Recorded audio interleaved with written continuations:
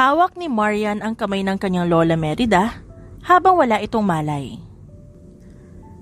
Ibinalita kasi sa kanya ng kanyang assistant na si Lisa ang nangyari sa kanyang lola. At ito na naman siya. Nakabantay sa kanyang lola habang nasa ospital dahil inatake na naman ito sa puso. Nasasaktan siya kapag nasa ospital ang kanyang lola. Ito na lang kasi ang kamag-anak na natitira sa kanya dahil wala na siyang mga magulang. Ano na naman ba kasi ang ginawa mo, Lola? Ba't palagi ka nalang inaatake sa puso? Bulong niya sa sarili. Halos 1 oras na rin siya nakabantay sa kanyang lola at iniwan niya pa ang mahalagang meeting para lang magbantay dito. Labis siyang nag-alala para sa kalagayan nito at hindi niya alam kung anong nangyayari. Lola, gising ka na dyan oh. Hindi ako sanay na hindi mo ako binubukangaan eh. Ilang sandali pa, biglang gumalaw ang kamay ng kanyang lola, kaya napaayos siya na upo. Marian. Sambit ni Lola Merida. Lola! Nakangiting tawag niya dito. Bakit inatahay ka na naman? Siguro hindi mo na naman ininom yung gamot mo, no? Naku Lola ha, nasa-stress na ako sa'yo. Hay nako, bakit kasi hindi mo pa ako bigyan ng apo para maging masaya ako? Masungit na tanong ni Lola Merida. Lola naman, ano pong kinalaman ng apo sa kondisyon mo ngayon? Nakanguso niya ang tanong. Kapag may apo ako, na galing sa'yo magiging malakas na ako. Baka nga, mas lalo pang tumagal ang buhay ko. Pagdadahilan ng matanda. Hay naku Lola, kung ano-ano na naman yung sinasabi mo. Ang mabuti pa po magpahinga na lang muna kayo para naman mabawi mo yung lakas mo. Nandito lang ako, nakabantay sa'yo. Nakangiti niyang saad. Huwag mo akong dinadaan sa ganyan, Marian. 1 taon na kayong kasal ni Paulo, pero ba't hanggang ngayon, wala pa rin kayong anak? Napabuntong hininga siya sa sinabi ng kanyang lola. Si Paulo ay ang kanyang asawa at 1 taon na nga silang kasal. Ngunit ning minsan, wala pang nangyayari sa pagitan nilang dalawa. Arranged marriage lang naman na nangyari, kaya sila kinasal. Kailangan niya ng lalaki upang magkaroon siya ng anak at para na rin makuha ang kanyang mana mula sa kanyang Lola Merida. At kailangan naman siya ni Paulo para makuha nito ang kumpanya ng ama nito. Halos pareho lang naman sila ng intensyon ni Paulo. Kaya sila nagpakasal sa isa't isa. Ngunit hindi niya talaga masikmura makipagtalik dito. Sinubukan niya minsan, ngunit sa tuwing nasa kama na silang dalawa ni Paulo, nawawalan siya ng gana. Hoy Marian, bakit natahimik ka dyan? Huwag mo sabihing wala pang nangyayari sa inyong dalawa ni Paulo. Aba ay, ang bagal namang gumalaw ng lalaking yun. Lola, hindi ko po kasi kaya eh. Pag-amin niya. Alam mo kung ba't di mo kaya? Dahil hindi mo siya mahal. Wala kang nararamdaman para kay Paulo. Kaya hindi mo maibigay sa kanya ang sarili mo. Alam ko ang rason kung ba't mo siya pinakasalan. Hindi naman kita masisisi kung bakit ka nagpakasal sa kanya dahil na rin sa hiling ko. Ngunit sana naman apo. Pumili ka ng matinong lalaki na magiging ama ng apo ko. Kalat sa buong Pilipinas yung ginagawa ng asawa mo. Nagtataka nga ako kung bakit sa dinami-dami ng lalaking umaaya sa'yo, siya pa talaga ang pinili mo. Paliwanag ng kanyang lola. Bahagya siyang tumango sa sinabi nito. Tama naman to. Masyado kasing mabulaklak ang bibig ni Paulo, kaya agad siya nitong napapayag. Lola, ano po ba dapat kong gawin? Pagod na ako. Paano kung magpaturok na lang ako ng sperm cell? Maghanap na lang kaya ako ng donor? O kaya magpa-surrogate na lang ako para hindi na ako mahirapan mag-anak? Bibigyan ko na lang ng pera na panggastos yung magiging surrogate mother ng anak ko. Pwede po ba yun, Lola? Tanong niya at bahagyang ginulo ang buhok. Talagang nahihirapan siya sa request ng lola niya. Yan ang wag mong gagawin, Marian. Oo nga, at sa iyo nagtatrabaho si Lisa. Pero tandaan mo na mas loyal pa rin siya sa akin. Mas lalo lang siyang nainis sa sinabi ng kanyang lola. Ito kasi mismo ang pumili ng kanyang assistant, kaya mas loyal talaga si Lisa sa kanyang lola kesa sa kanya. Sa katunayan, hindi niya na nga kailangan sundin ang utos ng kanyang lola para lang makuha ang mana dahil isa rin naman siyang bilyonarya. Ngunit sa tuwing hindi kasi napagbibigyan ng gusto ng matanda, nagkakaroon ito ng sakit. Tulad na lang ngayon, halos 3 taon na siyang hinihinga ng apo, ngunit hindi niya naman maibigay kaya pabalik-balik sila ng ospital. Lola, nakakainis naman po eh. Kung maging patatas na lang kaya ako, para nakabaon na lang ako sa lupa at walang pinoproblema. Nakanguso niyang saad. Apo, masyado mong ini-stress ang sarili mo. Baka mauna ka pang tubuan ng wrinkles kesa sa akin. Mas lalo siyang napanguso sa pagbibiro nito. Hindi niya talaga kaya makipag-sex sa kanyang asawa. Hindi niya nga kaya makipaghalikan kay Paolo kasi nandidiri siya. Gwapo si Paolo, mayaman, ngunit saksakan naman ito ng yabang. Yun ang bagay na kinaiinisan niya sa lalaki. Kinabukasan pa bago nakalabas si Lola Merida, kaya hindi siya nakauwi sa kanilang bahay ng kanyang asawa. Agad siyang dumiretso sa kumpanya dahil sa tawag ni Lisa.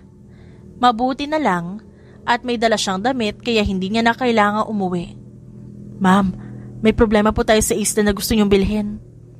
Ano ibig mong sabihin, Lisa? Nakapag-usap na tayo sa may-ari. Pipirma na lang ng kontrata. Kaya bakit siya umatras? Naiinis niyang tanong. Marami na po kasing gustong bumili ng isla na yun eh. Perfect island para pagtayuan ng resort kaya marami nagkaka-interes.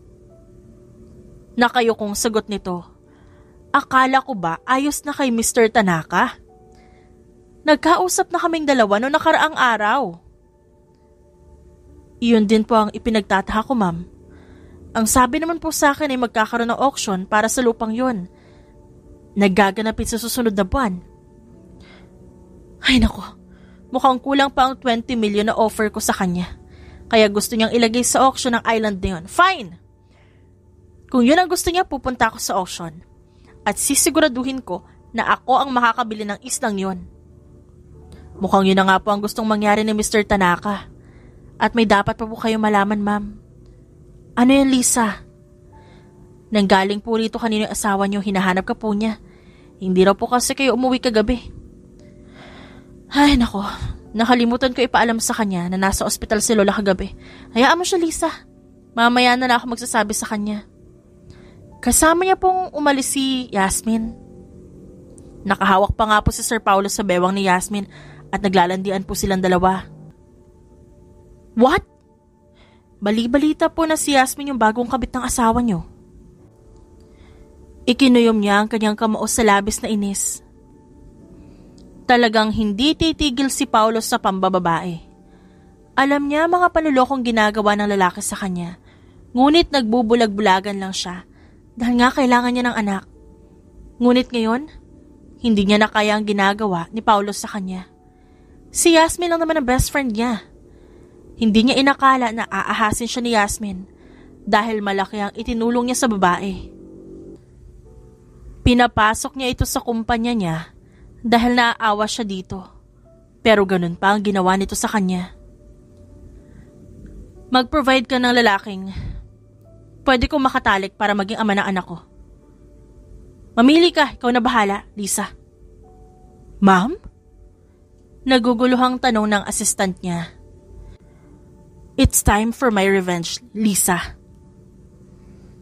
Hindi naman pwedeng ako lang masaktan dito. Kung kaya niyang magloko, pues kaya ko din.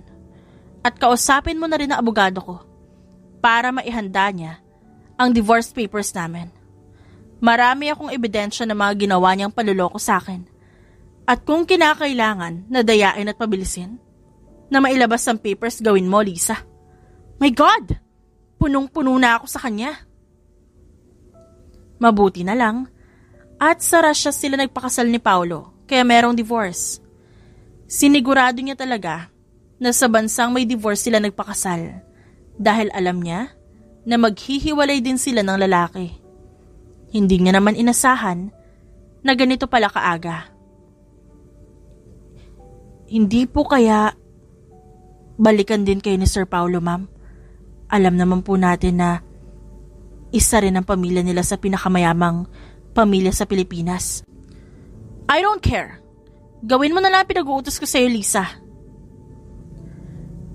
And please, huwag kang magsusumbong kay Lola. Tataasan ko na lang ang sahod mo. Alam ko na loyal ka kay Lola pero pagbigyan mo na ako ngayon, Lisa. Agad naman na tumango si Lisa sa kanyang sinabi kaya napangiti na lang siya. Tumayo na siya sa kanyang kinauupuan at lumabas na opisina. Gusto niyang makita kung ano ang ginagawang panloloko ni Paulo sa kanya para masampal niya ang lalaki. Mabuti na lang dala niya ang kanyang kotse, kaya mabilis siya nakauwi sa kanilang bahay. Sa bungad pa lang ng sala, nagkalat na kaagad ang damit ng pambabae. Hanggang sa makarating siya sa kwarto ni Paulo, kita niya ang suot ng babaeng kabit nito. Magkaiba sila ng kwarto dahil nga ayaw niyang tumabi dito. Nagsuot siya ng maliit na camera at nilagay yon sa kanyang damit. Yon ang pinakamatibay na ebidensyang makukuha niya mula sa lalaki para lalong mapabilis ang proseso ng divorce. Dahan-dahan niyang binuksan ang pinto ng kwarto ni Paulo at doon nga nakita ang kanyang asawa kasama ang kabit nito na nagpapakasarap sa isa't isa. Galing niya rin, no? Talagang dito pa sa pamamahay natin, Paulo. Sarkastiko niyang tanong habang nakatingin sa dalawang tao na kapahubad sa katak sila na ginagawa. Gulat na lumingon sa kanya si Paulo. Tila ba hindi siya makapaniwala na nahuli siya ng babae. Matagal niya nang alam na niloloko siya ni Paulo. Ngunit ngayon niya lang ito nakuha sa akto na nakikipagtalik sa kabit nito. Marian!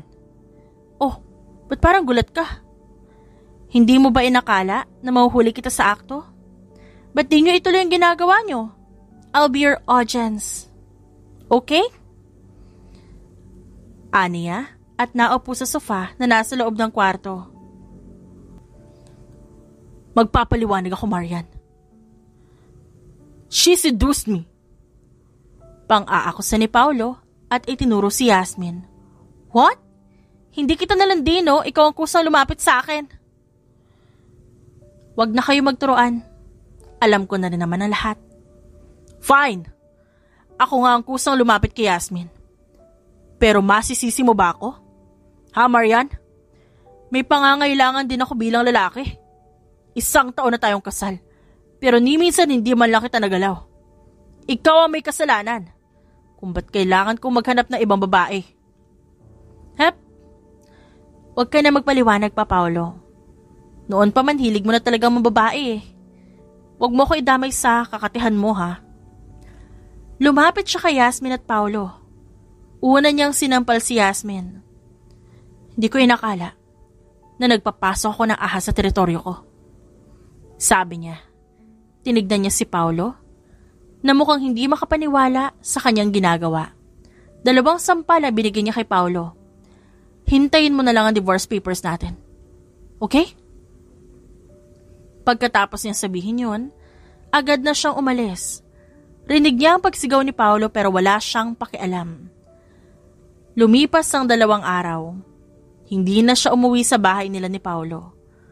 Palagi pa siyang kinukulit ng lalaki kaya nag-hire siya ng 4 na bodyguard para hindi siya malapitan nito. Ma'am, narito na po yung list na pinagawa niyo sa akin. Nag-base pa ako sa isang dating app and they are willing to meet with you naman po. Ito na ba lahat, Lisa? Saad niya at tinignan ng isang folder. Yes po, ma'am. Wala po ba kayong mapili sa kanila? Tignan mo to isa. Mukhang di marunong mag-toothbrush. Itong isa naman, ang gulo ng buhok, parang ayaw magsuklay. Habang to namang singkit, Oh my God, ayoko maging singkit ang anak ko, no? Wala ako mapili ni isa sa kanila, Lisa. Ay, wait lang po, ma'am, ha? Ito po, sigurado po ako magugustuhan niyo tong last. Masayang saad ni Lisa habang binubuklat ang folder na hawak niya. Nang matapos na ang pagbubuklat, doon bumungad sa kanya isang lalaki na nakahubad ng damit. Kaya kitang-kita niya ang 6-pack abs nito. Wet look din ang lalaki, kaya napalunok na lang siya sa hotness na tinataglay nito. Ngunit ang kanyang pinagtaka kung bakit nakasuot ito ng maskara. Ang iba naman wala. Siya po si Kent, ma'am. Nagsusuot po talaga siya ng maskara. At kapag po nag-meet kayong dalawa, dapat nakamaskara pa rin siya. Ayaw niya pong sabihin ng iba niya information bukod sa kanyang screen name at contact number. I like him. Contact this man at sabihin mo na magkita kaming dalawa bukas ng gabi. Tumangulang si Lisa sa kanya at umalis. Muli niyang tinitigan ang picture ni Kent. Kakaiba ang karisma na meron ng lalaki. Kaya rin siguro ito ang pinili niya. Kinabukasan, maaga siyang naghanda para sa meetup nilang dalawa ni Kent. Sa kondo niya na lang magaganap ang meetup para hindi na siya mahirapan. Sinabi niya na rin sa receptionist ang tungkol sa pagdating ni Kent para bigyan to ng susi, kaya hindi na siya magugulat kung merong lalaki na basta na lang papasok ng kanyang kondo. Kaya mo to, Marian. Para ito sa paghihiganti mo kay Paolo, para kay Lola Merida. Bulong niya sa kanyang sarili habang pinagmamastan ang itsura sa isang full body mirror. Nakasuot siya ng revealing red lingerie. Kinulot niya rin ang dulo ng kanyang buhok para maging wavy. Red naman ang suot niyang lipstick para kaakit-akit siyang tignan. Pumunta siya sa sala ng kanyang kondo at inihanda ang wine. Ilang sandali pa, may narinig siyang nag-doorbell. Kaya dali-dali niyang binuksan ang pinto at doon bumungad sa kanya ang lalaking nakasuot ng maskara. Hi, come in. Aniya, at mas niluwagan ang pagkakabukas ng pinto. Agad naman na pumasok ang lalaki at inilibot ang paningin sa buong paligid. Hindi niya alam kung anong dapat niyang sabihin. Ito ang unang beses na mahikipaglapit siya sa lalaki ngayon niya lang nakilala at hindi niya pa business partner. Kumain ka na ba? Gusto mo kumain muna? Ayos lang, kumain na ako sa bahay bago umalis. Kinagat niya ang pang-ibabang labi, ngunit nagulat siya nang mabilis na nakarating sa kanyang harapan si Kent at hinalikan siya. Mariin siyang napapikit at pilit dinarama ang halik sa kanya ni Kent. Kumapit siya sa liig ng lalaki at nang bigla siya nitong buhatin, agad siyang napaungol. Hanggang sa hindi niya namalayan, nasa kwarto na silang dalawa at inaangkin siya nito. Hindi niya alam kung ilang oras silang nasa kama. Ngunit nang matapos, nakaunan siya sa braso ng lalaki. Habang sinusuklay naman ito ang kanyang buhok gamit ang kamay. Bakit ka pumayag sa ganitong setup? Suki ka na ba talaga sa ganito? Bigla niyang tanong. Hindi naman. Sadyang kailangan ko lang talaga ng pera ngayon. Sa hirap ng buhay, kailangan ko magtrabaho. Ito ang unang beses na ginawa ko to. Sagot ni Kent. That's good then. At least alam ko na malinis ka, but don't get me wrong. Kailangan kita para magkaroon ako ng anak. At kailangan mo ako para mabuhay ang sarili mo. Kahit anong oras pwede kang tumawag sa akin. And I'm willing to surrender myself to you. Hindi ko kasi alam kung makakabuo tayo ngayon. It's a win-win situation. Hindi na siya nahihiya sa lalaki. Wala na rin siya pakialam kung ano ang kanyang sinasabi. Parang ang nakikipag-meeting na lang siya sa business partner niya. Mabilis lang niyang napalagayan ng loob si Kent. At mukhang ganun din naman ng lalaki sa kanya. Di ka sigurado? Paano kung ulitin natin ngayon? Pilyong tanong ni Kent at halos mapairit siya nang bigla siyang patungan ng lalaki at muling halikan. Isinuko niya na naman ang kanyang katawan dito. Kinabukasan nagising siyang mag-isa na lang sa kama. Ngunit agad siyang napangiti. Nang makita sa table na meron na doong pagkain, kaya dahan-dahan siyang tumayo at kinuha ang maliit na sticky note na nakadikit sa table. Good morning, beautiful. Alam kong gutom ka, kaya nagluto ako ng breakfast mo. Galingan mo sa trabaho. Basa niya sa nakasulat sa sticky note. Hindi niya maiwasang mapangiti sa sinulat ni Kent. Simple lang naman ang sinabi ng lalaki pero nagdulot yun ng kakaibang epekto sa kanyang katawan. Ngayon lang kasi siya nakaranas ng ganito. Ni minsan hindi man lang siya pinagluto ni Paolo. Masaya niyang kinain ang inilutong pagkain ni Kent. At nang matapos naligo na siya, hindi na siya nagpahid ng makeup dahil kailangan niya nang pumasok sa kumpanya. Marian, kausapin mo naman ako. Inis siyang lumingon sa taong tumawag ng kanyang pangalan. Doon niya nakita ang mukha ni Paolo na nakasimangot. Wala pa man din siyang bodyguard ngayon, kaya nag-aalala siya para sa sarili. What's your problem, Paolo? Ba't kailangan mo manigaw? Ang aga pa. Bakit di ka umuwi sa bahay natin? Nagtataka na si Mom at Daddy. Baka di ko na makuha yung kumpanya ni Daddy kapag pinagpatuloy mo pa yung ginagawa mo. Di ko na kasalanan yun, Paolo. Ikaw ang una naglako, remember? You needed me more than I needed you. Umalis ka nga dyan sa daan. Nakakairita yung pagmumukha mo. Aniya? At naglakad na. Ngunit bago pa man siya makaalis, agad hinawakan ni Paolo ang kanyang kamay. Wait, is that a hickey? Biglang tanong ni Paolo nang mapatitig sa kanyang leeg. Nanlaki ang kanyang mga mata at inilabas ng cellphone. Tinignan niya ang kanyang leeg mula sa screen doon at nakita niya maraming hickey na inilagay sa kanya si Ken kagabi. Hindi niya yun napansin noong naliligo siya dahil sa pagmamadali. May lalaki ka na? Pinalitan mo na kaagad ako? Hindi pa tayo divorce? Taste your own medicine, Paolo. Hindi lang ikaw marunong maghanap ng iba. Don't worry, papaganahin ko ang koneksyon ko para mas mapabilis ang proseso ng divorce natin. Siguraduhin mo lang na pipirma ka ha. Agad-agad. Kung ayaw mo ilabas ko sa publiko ang baho nyo. Balita ko pa naman, tatakbong senador yan tatay mo.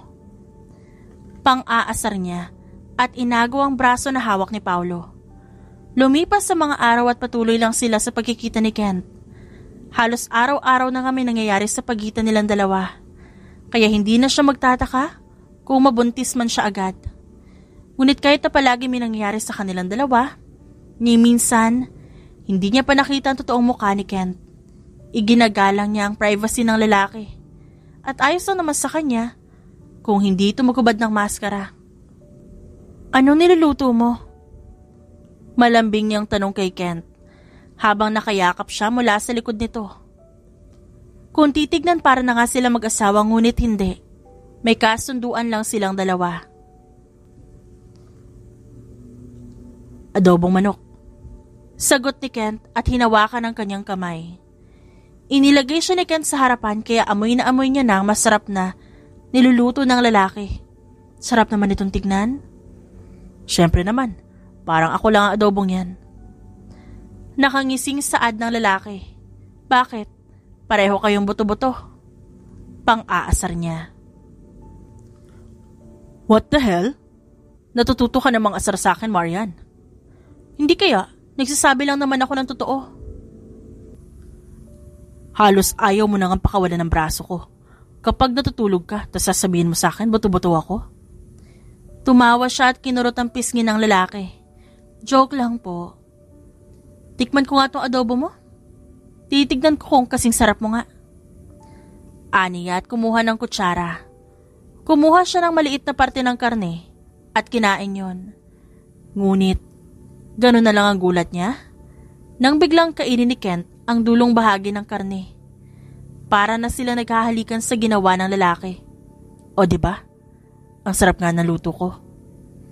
Nakangiting saad ni Kent at pinunasan ng gilid ng kanyang labi gamit ang hinlalaki nito at biglang isinubo nang makuha ang sarsa sa gilid ng kanyang labi. Kent! Nauutal niyang saad. Masarap na nga. Halika, kain na tayo bago pa lumamig yung pagkain. Sabi ni Kent at hinila ang kanyang kamay. Prinsesa kung ituring siya ng lalaki. Kapag nasa kondo lang silang dalawa, walang ibang ginagawa ang lalaki kundi pagsilbihan siya. Unti-unti na nga siyang nahuhulog dito at yun ang kinatakot niya. Isang kasunduan lang naman ang namamagitan sa kanila at darating ang oras na hindi na sila magkikita. Ang usapan kasi, hanggat di siya nabubuntis, patuloy pa rin sila magkikita. Kent, nakapag-ipon ka na ba? Anong gagawin mo kapag natapos na tong kasunduan natin? Ipagpapatuloy mo pa rin ba yung ganitong klase ng trabaho? Oh, ang dami mo namang tanong. Pero, ito lang ang masasabi ko, Marian. May iba akong dahilan kung ba't ako narito sa trabahong to. Hindi lang basta pag-iipon ang pinunta ko dito kundi higit pa. Misteryosong sagot ni Kent. Kumunot ang kanyang noo sa sinabi ng lalaki. Alam niya naman na mahirap lang ito. Kaya nga nito pinasok ang trabaho. Ngunit nang dahil sa isinagot ng lalaki ngayon, napaisip siya. Posible nga bang meron pa itong ibang rason? Nagkibit-balikat na lang siya at pinagpatuloy ang pagkain. Kinabukasan ay araw na ng auction. Sinabi niya rin muna kay Kent na hindi sila magkikita ngayon. Dahil dire-diretso na ang kanyang trabaho at pupunta pa siya sa kanyang lola. Isang red tube style ang kanyang gown at nasisilayan na ang kanyang cleavage. Red is her color, kaya nga halos lahat ng gamit niya red. Handa ka na po ba, ma'am? Tanong ni Lisa. Oo naman, Lisa. Naroon din po mamaya si Sir Paulo. Balita ko isasama niya si Yasmin. At nandun din po ang pinakamayamang tao sa buong bansa, si Mr. Dalton Montreal. Wala akong pakialam sa kanilang dalawa. Ang titulo ng isla ang kailangan nating makuha doon. Tumango si Lisa sa kanyang sinabi at pumasok na sila sa venue. Una niya kaagad nakita si Paulo na kasama si Yasmin. On process pa rin ang divorce nila, ngunit malapit na rin naman yung matapos. Pinapagana niya ang kanyang koneksyon para mas mapabilis ang proseso. Nagsimula na ang auction. Ang una ay ang gold necklace. Maganda ang kwintas ngunit hindi niya yun gusto. May iba pa siyang pakay kaya wala siyang pakialam sa ibang item sa auction. Ang ganda ng kwintas na yun, Marian. Sigurado ako na babagay sa iyo ang kwintas na yan kapag sinuot mo at bibilhin ko yan para sa iyo kung babalikan mo ko. Sabi ni Paulo mula sa kanyang likod. Shut up, Paulo. Nariyan sa tabi mo yung babae mo, di ka man lang marunong mahiya. Nagpatuloy ang auction at patuloy din siyang kinukulit ni Paulo. Hindi niya nalang pinapansin ng lalaki kahit pa naririnig niya ang pahikipag-away nito kay Yasmin. Wala na siyang pakialam sa dalawa. Naboboard na rin siya. Dahil ang alam niya, huling item pa ang pakay niya. Ngunit bigla siyang nabuhayan ng loob ng isang silver wristwatch ang binibenta. Hindi niya alam, ngunit bigla niyang naisip si Kent. Alam niya kasi, nababagay sa lalaki ang relo na yun. Hilig pa man din ni Kent na yakapin siya sa bewang, kaya gusto niyang bilhin ng relo. 10 million! Sigaw niya. Oh, that woman wants to buy this wristwatch for 10 million. Maybe she will give this to someone important in her life. Saad ng auctioneer. 10 million for the silver wristwatch, going once, thrice, and sold! Napangiti siya at sumenyas kay Lisa na magbigay ng pera. Halatang hindi ito makapaniwala sa kanyang ginawa. Ngunit agad din namang sumunod ang babae. Ibinigay sa kanya ang relo at pinagmasdan niya ito. Talagang babagay ang relo kay Kent. Mahal mo pa rin talaga ako, no? Nagpapakipot ka lang. Come on, Marian. Isuot mo na sa akin ang relo. Bulong ni Paulo. Hindi to para sa'yo. What? May ibang lalaki ka na ba, Marian? Ang bilis mo naman akong palitan. Why don't you just talk to your woman beside you, Paulo? Kanina pa ako naiirita sa'yo. Baka masuntok ko na yung mukha mo kapag di ka pa tumigil. Inirapan niya si Paulo at tumingin na sa harapan. Agad siyang napaayos na upo nang ang titulo na ng isang isla ang ibibid. Ipinaliwanag ng auctioneer ang isla at halos lahat sila na nasa loob ay napahanga. 50 million for this island. Sabi ng auctioneer. 55 million. Sigaw niya. 60 million. Sigaw naman ni Paolo kaya masama niya tong tinignan. 70 million. 100 million. Sigaw ulit ni Paolo. Paolo, ano ba? Di ka ba titigil? I want that island. Kaya wag ka na makapagkompetensya sa akin. What? Wala naman akong ginagawa sa'yo. Inosenteng sabi ni Paolo. Nagpatuloy ang bidding sa pagitan nila. Naiinis na siya at halos gusto niya na itong hampasin. 250 million. Sigaw ni Paolo. Suko na siya. Siguro maghahanap na lang siya ng ibang isla na pwedeng bilhin. 500 million. Napanganga siya nang pumasok ang isang lalaking nakataksido. Gwapo ito, kaya naman halos lahat ng babae nakatingin dito. Mr. Montreal. Kung ganon, ito pala si Mr. Montreal na sinasabi ni Lisa. Talagang ang gwapo ang lalaki. Wala nang nakaimik kaya naman si Mr. Montreal ang nakakuha ng isla.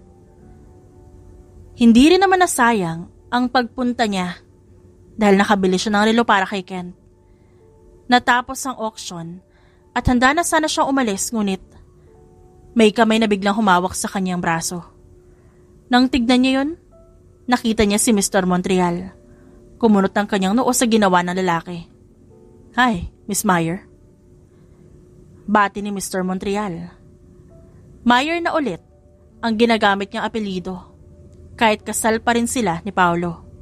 Wala na rin namang saysay kung apelyido ni Paolo ang gagamitin niya dahil maghihiwalay na rin naman sila. Mr. Montreal, may kailangan ka ba? Pwede ba kitang ma-invite sa isang dinner date? I mean, we all know naman na naghihiwalay na rin kayo ng asawa mo. And I heard na gusto mong makuha ang titulo ng lupa. No thanks. Maghahanap na lang ako ng ibang isla, Mr. Montreal. Aniya at tinanggal ang kamay ng lalaki sa kanyang braso. Nagsimula na siyang maglakad at gano'n na lang ang kanyang gulat nang bigla siyang buhatin nito. Ano ba? Ibaba mo nga ako? Ayaw mong pumayag sa alok ko, di ba? Ihahatid na lang kita sa inyo. Hindi ako uuwi sa kondo ko. I know. Saman siya ng mga Meyer ka uwi. Don't worry, alam ko naman kung saan yun. Hindi siya makapaniwala sa sinabi ng lalaki. Nilingon niya si Lisa at doon niya nakita na mukhang kinikilig pa ito sa kanila. Lisa! Tulungan mo ako dito! Ayos lang po yan, ma'am. Mabait naman po yan si Mr. Montreal. Huwag kayo mag-alala. Ligtas ka po niyang ihahatid sa Meyer Mansion. Hanggang sa maisakay siya ng lalaki sa kotse, tahimik lang siya. Hindi siya kinakausap nito dahil naiinis siya rito. Don't pout like that, Marian. Baka hindi ko mapigilan ang sarili ko at mahalikan kita.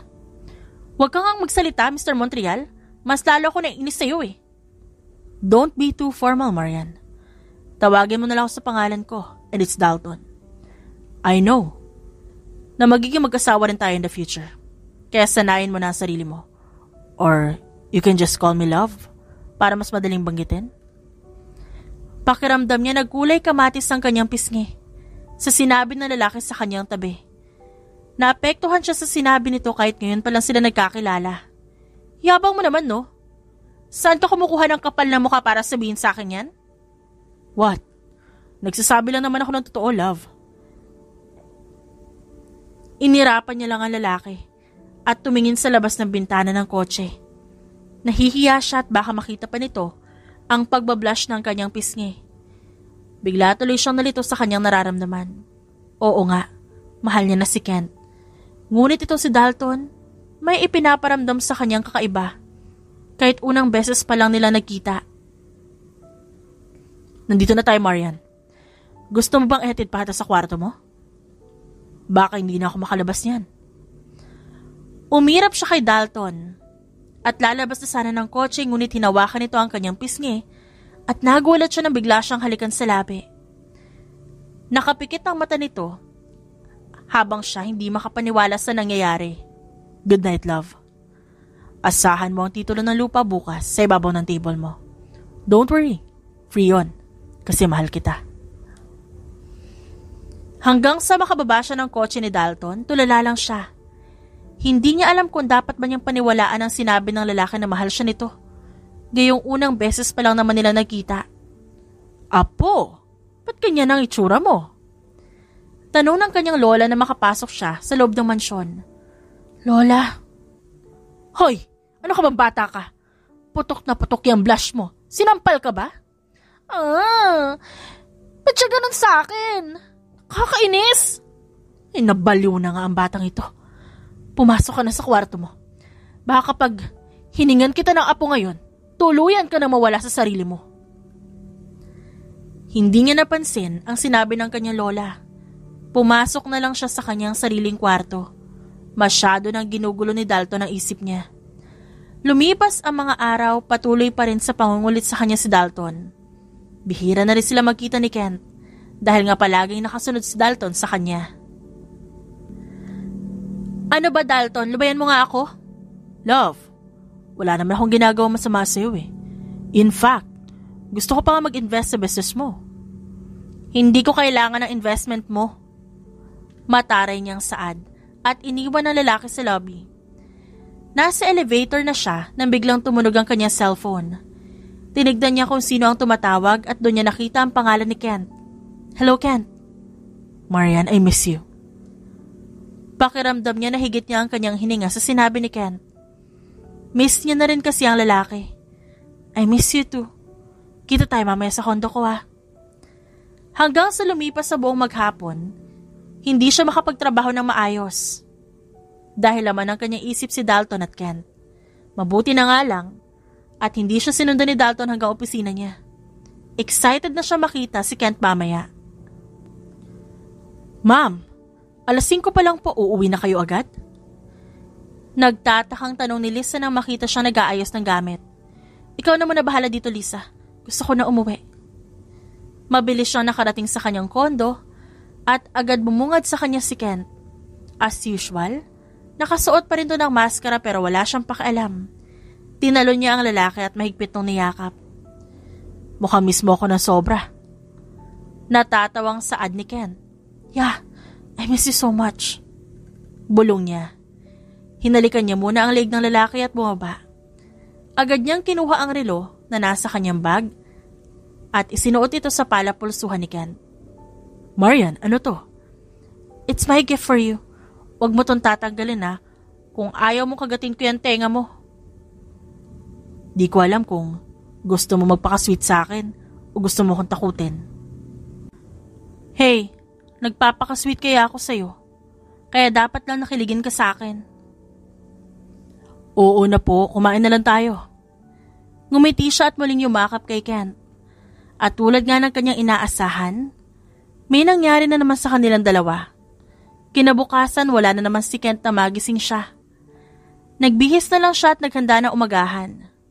Balak niyang pumunta sa lola niya. Marian, mabuti naman at narito ka. May nalaman kami tungkol sa iyo na nawawalang kapatid. Hindi niya alam kung bakit natahimik siya sa sinabi ng kanyang lola.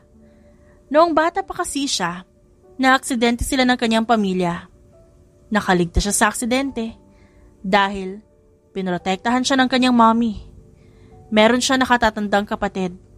Kiel ang pangalan nito. Ngunit katakatakang nawala ito sa aksidente. Mukhang may kumuha na ibang tao. Siya lang ang nakaligtas at hindi nila alam kung buhay pa ba ang kanyang kuya Kiel. Nahanap niyo na po ba siya, Lola? Oo, apo. Papunta siya rito mamaya. Tumango na lang siya at napaupo sa isang bangko. Nagkwentuhan lang silang dalawa at maya-maya pa, nakarinig siya ng tunog ng isang sapatos. Parang biglang bumagal ang oras. Dahil pumasok sa loob si Dalton. Ngunit ay pinagtataka niya. Bakit suot nito ang regalo na ibinigay niya kay Kent? Ang relo na ibinigay niya kagabi. Ang paliwanag ng auctioneer noon, nag-iisa lang ang relong yon. Narito na pala ang Kuya Kelmo, Marian. Napanganga siya sa sinabi ng kanyang lola. Hindi siya makapaniwala. Ang lalaking nangungulit sa kanya ay ang kanyang kuya. Good morning po. Tumayo siya at lumapit kay Dalton. Itinaas niya ang leeg ng lalaki at doon niya nakita ang maraming marka na siyang may gawa. Alam niyang nag-iwan siya ng marka sa leeg nito dahil gusto niya itong gantihan. Kent? Yes, love. That is my second name. Dalton Kent Montreal. Pakiramdam niya tinakasan siya ng kaluluwa sa sinabi ng lalaki. Hindi siya makapaniwala na nakipagtalik siya sa kanyang sariling kuya. Kaya pala magkapareho ang nararamdaman niya para kay Dalton at Kent dahil iisang tao lang ito. Hindi niya alam kung anong kanyang gagawin. Tumakbo siya palabas ng mansyon. Dinig niya ang pagtawag sa kanya ni Dalton at ng lola niya, ngunit hindi siya lumingon. Nasasaktan siya sa ginawa ni Dalton o Kent. Pakiramdam niya pinaglaruan lang siya ng lalaki. Lumipas ang 7 taon. Nagpakalayo-layo si Marian sa lahat ng tao na may koneksyon sa kanya. Kumuha lang siya ng sapat na pera para panggastos niya. At hindi niya inaakala na magkakaroon sila ng anak ni Dalton.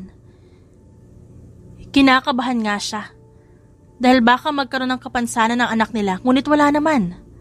Bagay na pinagtaka niya. Bago rin siya umalis, sinigurado niya muna ang divorce na sila ni Paulo. Ayaw niya na magkaroon ng problema pa sa lalaki. Gusto niya na lang mamuhay ng payapa.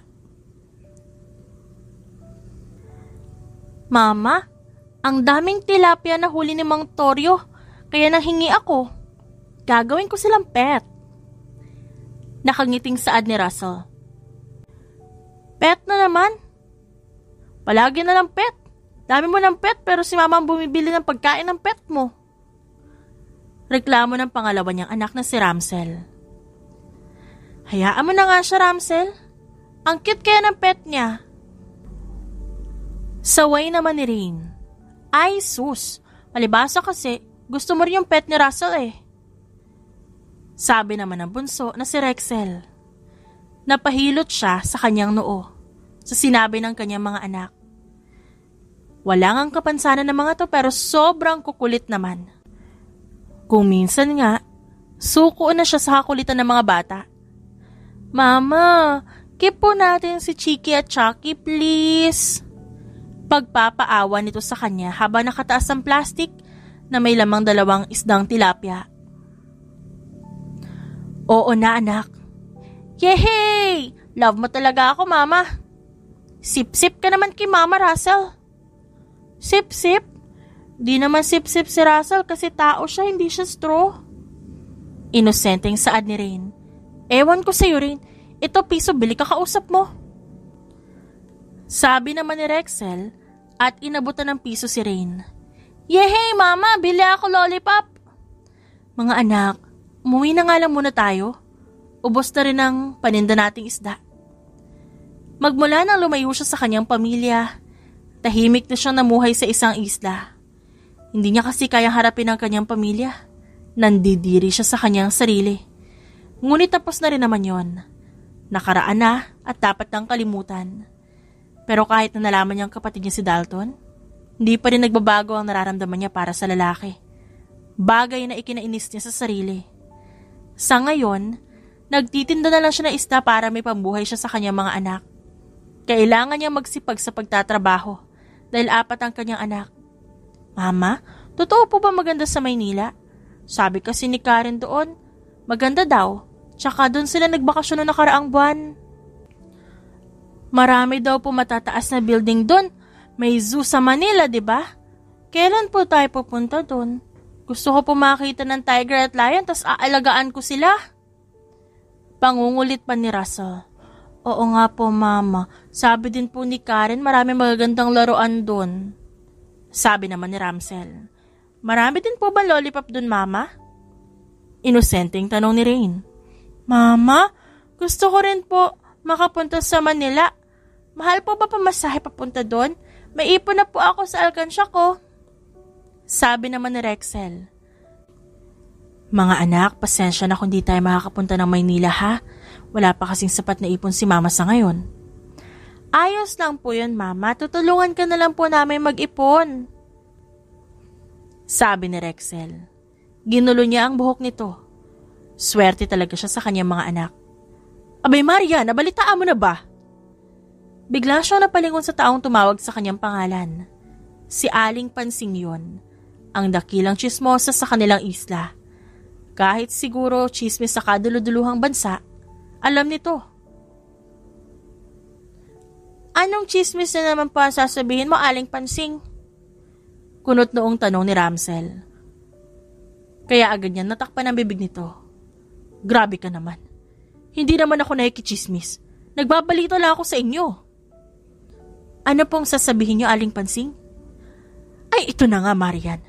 Narinig ko kasi may bibili raw nitong isda. Isang mayamang lalaki. Abay, pinag-uusapan na nga ang presyo. Marami ang umaangal. Ngunit ano nga ba magagawa natin? Nakikitira lang naman tayo dito. Bigla siyang natahimik sa sinabi ni Aling Pansing. Hindi niya alam kung saan sila titira kung sakaling bilhin nga itong isla. Ayaw niya naman na bumalik pa sa Manila at baka makita siya ng kanyang pamilya doon. Mauna na ako sa inyo, Marian. Balita ko ay pamimigay na ayuda yung nasa kabilang isla mamaya. Pupunta muna ako doon. Saad ni Aling Pansing at umalis na. Chismosa talaga si Aling Pansing. Sabi ni Russell. Paano na yan, Mama? Wala na tayong matitirhan? Tanong naman ni Rain. Nilingon niya ang kanyang mga anak at ngumiti ng malungkot. Maging siya hindi rin alam kung ano isasagot. Lumipas ang ilang araw, laman ng kanyang isip ang lalaking bibili ng isla. Mama, nakakainis po. May nakasalubong kami lalaki kanina tapos panay yung tingin niya sa amin. Lalo na kina Rina Trexel. Siguro crush ng lalaking yan si Rina Trexel. Iyaw, Mama! Ayoko po para sa dalawang kapatid ko. Ayoko po siya. Saan ni Ramsel na makapasok to sa bahay? Nagdadabog ito. Oo nga po, Mama. Mas matanda pa nga po yata yun sa'yo eh. Wala naman ba siyang ginawa sa inyo? Wala po. Tinarayan nga po siya ni Rexel eh. Tumango na lang siya bago pinagpatuloy ang pagluluto ng pagkain. Nang matapos, agad din siya naghanda ng pagkain para sa pananghalian. Mama, may kunakatok po sa pinto. Ha? Paano kung si Grim Reaper na pala yan? Tas kukunin tayo. Hala, ayoko pa mamatay. Sigaw ni Russell. Ang OA mo naman, Russell. Ako na nga lang magbubukas. Mga anak, maupo na lang kayo, ako na magbubukas. Tumango ang mga bata kaya agad siyang pumunta sa pinto. Pagbukas niya, hindi niya inaakala na muli niya makikita ang lalaking matagal niya ng pinagtataguan. Dalton? Marian. Hindi siya makapaniwala na nasa kanyang harap na ngayon si Dalton. Nakatitig lang ang lalaki sa kanya at ganun din siya. Hindi siya makapagsalita ni ayaw ngang kumurap ng kanyang mga mata. Mama, siya po yung may gusto kay Rexel at Rain. Sigaw ni Russell. Hoy, ikaw, may gusto ka ba sa kapatid namin? Hindi pwede kasi matanda ka na. 50 ka na nga yata eh. 6 pa lang itong kapatid namin. Ayaw namin sa'yo. Pangit mo. Sigaw ni Ramsel. Sandali. Ba't parang kamukha natin siya, Ramsel? May hawig nga siya sa atin eh. Mama, siya po ba yung papa namin? Mga anak, pumasok na lang muna kayo sa kwarto nyo. Agad namang sumunod ang mga bata sa kanya. Hinarap niya si Dalton na nakatitig lang sa kanya. Pinapasok niya ang lalaki. Pinaupo sa bangko. Dumiretso siya ng kusina at kumuha ng tubig upang uminom. Muli siyang kumuha ng isa pang tubig at inabot kay Dalton. Hindi siya makapagsalita. Hindi niya alam kung ano sasabihin niya. May anak tayo. Oo. Ba't di mo sinabi sa akin, Marian? Ang tagal mong nawala. Wala kami alam kung nasan ka. Hindi namin alam kung saan ka hahanapin. Nag-alala kami sa'yo at 7 taon na ang lumipas. Tas ngayon ko lang malalaman may anak pala tayo. Marian, hindi ba ako karapat-dapat na makilala ang mga bata? Magulang din nila ako. Pero ba't kailangan ipagkait mo sila sa akin at ipagkait mo sa kanila ang katotohanan? Oo, nagsinungaling ako sa'yo. Nagawan kita ng masama. Pero hindi naman ibig sabihin nun. Pwede mo na itago lahat sa akin. Lalo na kung tungkol sa mga bata at mga anak natin. Para naman natulungan kita kahit papano. Dalton, alam kong mali ako. Alam kong nasaktan ka. Pero sana hinayaan mo muna ako magpaliwanag. Sana hindi ka nalang basta umalis. Iniwan mo kami sa ere. Halos hindi na nga kami makatulog na maayos dahil hinahanap ka namin. Nawawala na kami ng pag-asa. Pero hindi pa rin ako sumuko. Ang sakit mo namang mahalin, Marian. Oo, mas sakit ako mahalin. At ano ngayon? Hindi mo ba naiintindihan? Yung sitwasyon nating dalawa? Magkapatid tayo, Dalton. Kahit sa anggulo mo tignan, mali yung ginawa natin. Nagpapasalamat ako dahil walang kapansanan yung mga bata. Lumayo ako kasi ayoko husgahan ng maraming tao. Napamatol ako sa sarili kong kapatid para lang magkaroon ako ng anak. Ayoko husgahan ako ng mga anak ko. Hindi ko kaya makita na masaktan yung mga bata dahil lang sa sinasabi ng ibang tao. Sana naisip mo rin yun. Hindi ako umalis para nasa sarili ko. Kasi lahat ng desisyon ko, iniisip kita. Iniisip ko yung mga anak natin. Mahal ko kayo eh. Mahal na mahal kita pero hindi ko kaya. Please, umalis ka na lang. Pabayaan mo na kami dito. Masaya na kami ng mga anak ko. Huwag ka mag-alala kasi kaya ko naman silang buhayin. Talagang iisipin mo pa yung ibang tao kapalit ng kasiyahan mo? Paano naman ako, Marian? Paano naman tayo? There was never an us, Dalton. Kasunduan lang yung meron tayo. Sa mga buwan na magkasama tayo, wala ka man lang naramdaman sa akin, ha? Hindi mo ba ako minahal kasi ako mahal na mahal kita? Muntik na ako may pasok sa mental nung nawala kayo. Nung nawala ka lalo. Kasi nasaktan ako ng sobra. Para bang wala lang sa'yo yung pinagsamahan natin. Tigilan mo na to. Tigilan mo na lahat. Kahit pa anong gawin mo, hindi na ako babalik sa'yo. Tandaan mo na magkapatid tayong dalawa. Sa batas ng tao at batas ng Diyos, hindi pwede na magkasama tayo. Kaya please, umalis ka na. Hindi tayo magkapatid. Ano? Huwag ka nga gumawa ng kwento para lang sumama kami sa'yo. Hindi ako gumagawa ng kwento, Marian. May mga patunay ako na hindi tayo magkapatid. Alam mo ba kung bakit? Patutunayan ko sa'yo na hindi tayo magkapatid. Ngayon, please paniwalaan mo ako. Pakiramdam niya parang isang bomba ang sumabog sa sinabi ni Dalton. Imbis na magsalita, hinila niya ang braso ni Dalton. Sinungaling ka! Umalis ka na! Umalis ka na, Dalton! Alis! Pinilit niya itulak si Dalton palabas. Kahit na nahihirapan siya, hindi pa rin siya tumigil. Ipagtabuyan mo man ako ngayon, babalik pa rin ako sa iyo, Marian. Kukunin ko kayo ng mga anak natin, tandaan mong mahal kita. Sinarado niya ang pinto at agad siyang napaupo. Hawak niya ang kanyang bibig habang pinipigilan ng paghikbi. Hindi niya alam kung dapat ba siyang maniwala sa sinabi ni Dalton. Imposible naman kasi ang sinasabi nito. Ngunit paano kung totoo? Mama, ayos ka lang ba? Agad siyang napalingon sa nagsalita. Doon niya nakita ang 4 niyang anak na malungkot na nakatingin sa kanya. Inaway ka po ba ng lalaking yan, Mama? Hindi po natin siya bati. Sabi ni Russell. Hindi po namin hahayaan na makalapit siya sa'yo, Mama. Ang sama niya po. Pinaiyakan niya. Di na siya makakapasok sa bahay natin. Ngumiti siya at sumenya sa mga bata. Agad namang lumapit ang mga ito at niyakap siya. Kinabukasan, tinanghali na siya ng gising. Umiyak kasi siya at halos madaling araw na nakatulog. Kitang-kita rin ang pumamaga ng kanyang mata. Russell? Kanino galing ang stuffed toy na yan? Kay Papa po, Mama. Nakangiting sagot ni Russell. Tinignan niya ang iba't ibang klaseng hayop na stuffed toy. Ano? Mama, binigyan niya po kami ng maraming stuffed toy na hayop, kaya bati na po kami ni Papa. Ako naman binigyan niya ng baril-barilan. Papatawarin ko na po si Papa. Patawarin mo na din, Ma. Mama, look, ang dami pong coins na binigay sa akin ni Papa. Ilalagay ko sa alkansya ko. Mabait naman po pala siya kaya patawarin mo na. Mama, ako po binigyan niya ng maraming lollipop. Love ko na po si Papa. Napanganga siya sa sinabi ng mga bata.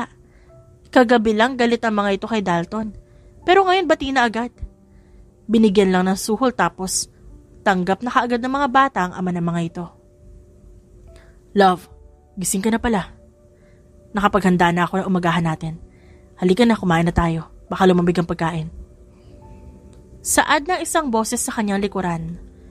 Kulit mo rin talaga, no? Hindi ba't sinabi ko sa'yo umalis ka na? Sinabi ko rin sa'yo na hindi kita susukuan, di ba? Come on, kumain na tayo. Baka gutom lang yan. Tsaka, gutom na yung mga bata. Darating din mamaya si Lola para kausapin ka. Inirapan niya ang lalaki at pumunta sa kusina. Aaminin niyang namiss niya ang luto nito. Sino siya para tumanggi? Habang kumakain, tahimik siyang nakamasid sa mga bata. Habang nakikipagkwentuhan kay Dalton. Pagkatapos nilang kumain, siya na rin ang naghugas ng plato. Habang ang mga bata nakikipaglaro kay Dalton. Love, nariyan na si Lola sa labas. Tigilan mo na yung kakatawag sa akin ng ganyan, Dalton. Ayoko nga. Tara na. Hindi niya nalang pinansin ng lalaki. Sa sala na abutan niya si Lola Merida. Kusang tumulo ang kanyang luha na makita ang matanda. Lola. Marian, I miss you, apo ko. Tuluyan na siyang napaiyak at sinugod ng yakap ang matanda. Para siyang isang bata na umiiyak sa kanyang magulang. Nakakainis ka talagang bata ka. Hindi ka man lang nagpaalam sa amin. Lola, meron po ba naglayas na nagpapaalam? Pilosopo ka talaga. Maupo ka rito at mag-usap tayong dalawa. Tamang hinala ka rin kasi. Sumimangot siya at naupo sa tabi ni Lola Merida. Wala na rin doon ang mga bata. Mukhang nasa galaan ang mga ito. Lola, ayaw maniwala sa akin ni Marian na hindi kami magkapatid. Nakangusong sumbong ni Dalton. Hindi kasi katiwa-tiwala. Yang mukha mo. Lo, akala ko ba magkakampi tayo dito, Lola? Ewan ko sa'yo, Dalton. Kaya tanda-tanda mo na ganyan pa rin ang ugali mo. Umalis ka nga muna at mag-uusap kami. Bago umalis si Dalton, nagulat na lang siya nang bigla itong humalik sa kanyang noo. Umisa pa talaga bago umalis. Masungit na saad ni Lola Merida.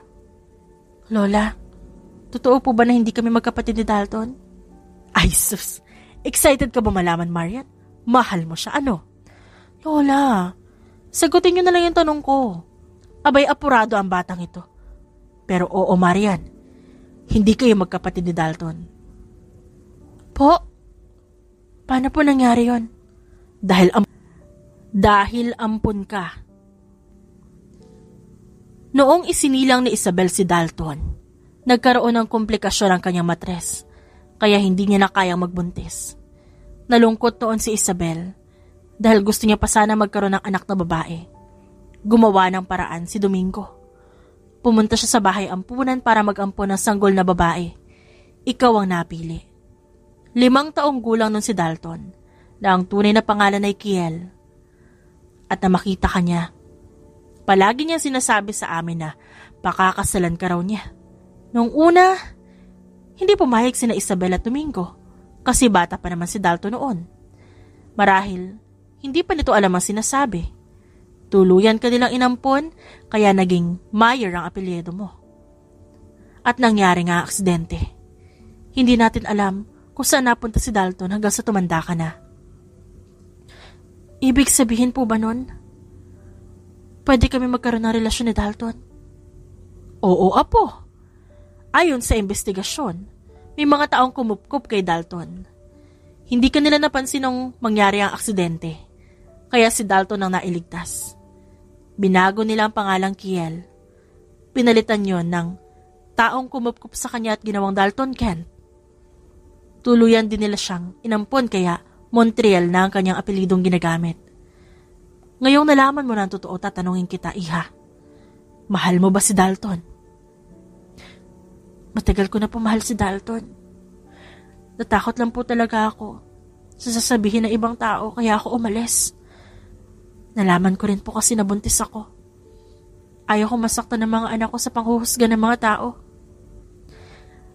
Hanggang ngayon, mahal ko pa rin po siya. Masaya po ako malaman ng totoo. Pakiramdam ni Dalton, para siyang nasa cloud 9. Nang marinig ang sinabi ni Marian, hindi naman talaga siya umalis ng bahay. dahil gusto niyang marinig ang pag-uusapan ng kanyang lola at ng kanyang babaeng mahal. Papa, chismoso ka rin pala, no? Idol mo po ba si Aling Pansing? Nanlaki ang kanyang mga mata nang marinig ang boses ni Russell. Hanggang ngayon hindi pa rin siya makapaniwala na meron silang anak ni Marian. Akala niya kasi nung una, baog siya. Dahil kahit ilang beses ay walang nabubuo kahit may nangyari sa kanila ni Marian. Anak, huwag ka maingay. Baka marinig tayo ng mama mo. Papagalitan niya ako. Cute mo naman po, Papa. Under ka pala kay Mama.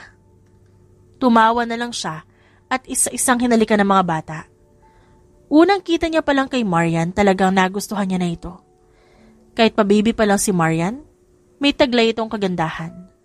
Pinagagalitan pa nga siya ng mami niya noon at ng kanyang daddy dahil sa kanyang sinasabi. At nangyari ang aksidente. Sinadya niya hindi mo na magpakita sa kanyang pamilya at nagpaampon sa mga taong kumupkup sa kanya. Gusto niyang patunayan na mabubuhay niya si Marian. Nang makaya niya na ay palihim niyang sinusundan ng babae noon. Lahat ng galaw ng babae alam niya. Walang nakakaalam sa ginagawa niya. At halos magwala siya nang malamang ikinasal si Marian kay Paulo. Gusto niyang patayin, bugbugin, at kung ano-ano pa si Paulo ng panahong yon. Kahit na may asawa na si Marian, patuloy pa rin siya sa pagsunod dito. At nalaman niya na lang na naghahanap ito ng lalaki na maaaring maging ama ng anak nito. Sinigurado niya na siya ang mapipili ni Marian. Alam niyang mali ang nagpanggap siya. Ngunit yun lang ang naiisip niyang paraan para mas mapalapit kay Marian. Lumabas ka na dyan, Dalton. Alam kong kanina ka pa nakikinig. Sigaw ni Marian mula sa loob. Napakamot na lang siya ng kanyang noo at dahan-dahang pumasok sa loob ng sala. Ngumiti naman si Lola Merida at naiwan silang dalawa doon. Naniniwala ka na bang hindi tayo magkapatid? Oo, pasensya na kung di ako naniwala sa iyo kagabi. Tamang hinala ka talaga, love. Hindi naman ako ganun kabaliw, no? Kung papatol ako sa sarili kong kapatid kung sakali. Mahal kita, Marian. Sana pagbigyan mo na ako sa pagkakataong to. Wala nang dahilan para ayawan mo ko. Bago kita bigyan ng isa pang pagkakataon, gusto kitang tanungin, ba't di mo sinabi sa akin na ikaw at si Kent ay iisa? Kasi alam ko magagalit ka. Ngunit kailangan ko magsabi sa'yo na totoo. Kaya nagpakita na rin ako kay Lola. I am sorry kung nagsinungaling ako sa'yo. Ang dami mo ring alam, no? Nalito pa ako sa nararamdaman ko nun. Yun pala iisang tao lang kayo.